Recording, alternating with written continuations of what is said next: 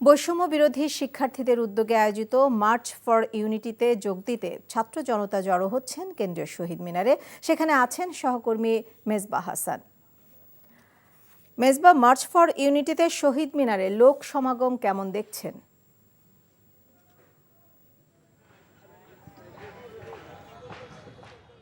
বিকেল ৩টা নাগাদ কিন্তু শুরু হবে মার্চ ফর ইউনিটি।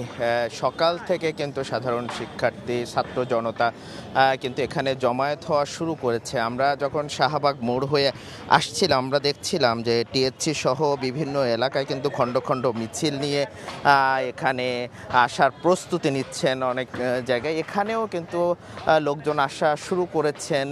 আমরা এখানে কিছু জমায়েত হয়েছেন। এবার আমরা দোয়েল চত্বর থেকে শুরু করে রাজধানীর বিভিন্ন প্রান্তে দেখেছি খণ্ড খণ্ড মিছিল নিয়ে জমায়েত হয়েছেন এবং তারা শহীদ মিনার মুখে আসার জন্য প্রস্তুত হয়েছে। বিকেল ৩টায় কিন্তু এর আগে পূর্ব ঘোষিত যেটি ছিল যে ঘোষণাপত্র কিন্তু ঘোষণা করবেন শহীদ মিনার থেকে, যেটি সরকার পতন আন্দোলনের যে শুরুটি হয়েছিল এর আগে কিন্তু শহীদ মিনারে সেই এক দফা ঘোষণা হয়েছিল। তারপরে কিন্তু এখানে সেই সবচেয়ে বড় জমায়েতের চিন্তা করেছে বৈষম্য বিরোধী ছাত্র আন্দোলন এবং নাগরিক ঐক্য।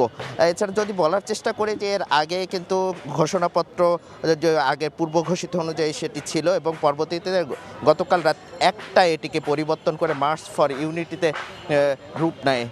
সেক্ষেত্রে এখন পর্যন্ত মার্চ ফর ইউনিটি এবং ঘোষণাপত্র সরকারের ব্যবস্থাপনায় সেটি পরবর্তীতে পাঠ করা হবে এবং এখানে কিন্তু মার্চ ফর ইউনিটি যেটা, এখানে কিন্তু পরবর্তী কর্মসূচি আসলে কি আসবে এবং ঘোষণাপত্রটি কিভাবে লিখিত হবে সেটি কিন্তু বৈষম্য বিরোধী ছাত্র আন্দোলনের নেতারা এখানে প্রকাশ করবেন এবং সর্ববৃহৎ জমায়েত এখানে করবেন বলে আমাদেরকে জানিয়েছেন।